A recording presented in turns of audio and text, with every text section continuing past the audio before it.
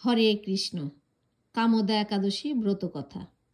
চৈত্র মাসের শুক্লপক্ষের কামদা একাদশী ব্রত মাহাত্ম্য বরাহ পুরাণে বর্ণিত হয়েছে। মহারাজ যুধিষ্ঠির বললেন, হে বাসুদেব, আপনি কৃপা করে আমার কাছে চৈত্র মাসের শুক্লপক্ষের একাদশী মহিমা কীর্তন করুন। শ্রীকৃষ্ণ বললেন, হে মহারাজ, এই একাদশী ব্রত সম্পর্কে এক বিচিত্র কাহিনী বর্ণনা করছি। আপনি এক মনে তা শ্রবণ করুন। পূর্বে মহিষী বশিষ্ঠ মহারাজ দিলীপের কৌতূহল নিবারণের জন্য এই ব্রত কথা কীর্তন করেছিলেন। ঋষি বশিষ্ঠ বললেন, হে মহারাজ, চৈত্র মাসের শুক্লপক্ষের একাদশীর নাম কামদা। এই তিথি পাপনাশক ও পুণ্যদায়িনী। পূর্বকালে মনোরম নাগপুরে স্বর্ণ নির্মিত গৃহে বিষধর নাগেরা বাস করত। তাদের রাজা ছিলেন পুণ্ডরিক। গন্ধর্ব, কিন্নর ও অপ্সরাদের দ্বারা তিনি সেবিত হতেন। সেই পুরী মধ্যে অপ্সরা শ্রেষ্ঠ ললিতা ও ললিত নামে গন্ধর্ব স্বামী স্ত্রী রূপে ঐশ্বর্যপূর্ণ এক গৃহে পরম সুখে দিন যাপন করতেন। একদিন পণ্ডরিকের রাজসভায় ললিত একা গান করছিলেন। এমন সময় ললিতার কথা তার মনে পড়ে। ফলে সঙ্গীতের স্বর, লয়, তাল, মানের বিপর্যয় ঘটল। কর্কটক নামে এক নাগ ললিতের মনের ভাব বুঝতে পারল।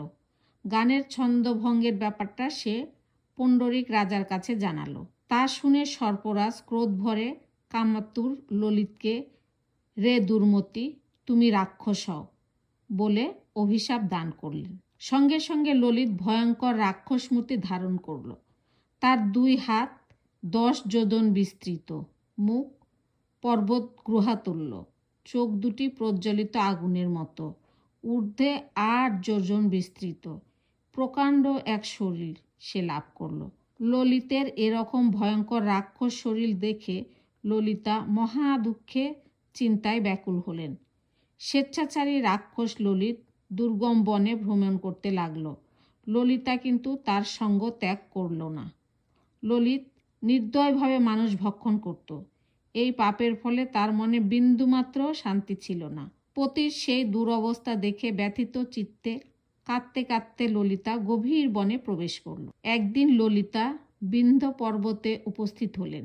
সেখানে ঋষি শৃঙ্গ মুনির আশ্রম দর্শন করে মুনির কাছে হাজির হলেন। তার চরণে প্রণাম করে সেখানে দাঁড়িয়ে রইল। মুনিবর জিজ্ঞাসা করলেন, হে সুন্দরী, তুমি কে? কার কন্যা? কি কারণেই বা এ গভীর বনে এসেছ? তা সত্যি করে বলো। তদুত্তরে ললিতা বলল, হে প্রভু, আমি বীরধনা গন্ধর্বের কন্যা। আমার নাম ললিতা। আমার প্রতি পিচাসত্ব দূর হয় এমন কোনো উপায় জানবার জন্য এখানে এসেছি। তখনই ঋষি বললেন, চৈত্র মাসের শুক্লপক্ষে কামদা নামে এক একাদশী আছে। তুমি সেই ব্রত যথাবিধি পালন করো। এই ব্রতের পূর্ণফল তোমার স্বামীকে অর্পণ করলে তৎক্ষণাৎ তার সমস্ত পাপ বিনষ্ট হবে। বশিষ্ঠ ঋষি বললেন, হে মহারাজ দিলীপ, মুনির কথা শুনে ললিতা আনন্দ সহকারে কামদা একাদশী পালন করল। তারপর ব্রাহ্মণ ও বাসুদেবের সামনে পতির উদ্ধারের জন্য বলল, আমি যে কামদা একাদশীর ব্রত পালন করছি তার সমস্ত ফল আমার পতির উদ্দেশ্যে অর্পণ করলাম। এই পুণ্যের প্রভাবে তার পিচাসত্ব দূর হোক। এই কথা উচ্চারণ মাত্রই ললিত সাপমুক্ত হয়ে দিব্য দেহ প্রাপ্ত হলো। পুনরায় গন্ধর্ব দেহ লাভ করে ললিতার সঙ্গে মিলিত হলো। তারা বিমানে করে গন্ধর্বলোকে গমন করল। হে মহারাজ দিলীপ, এই ব্রত যত্ন সহকারে সকলেরই করা কর্তব্য।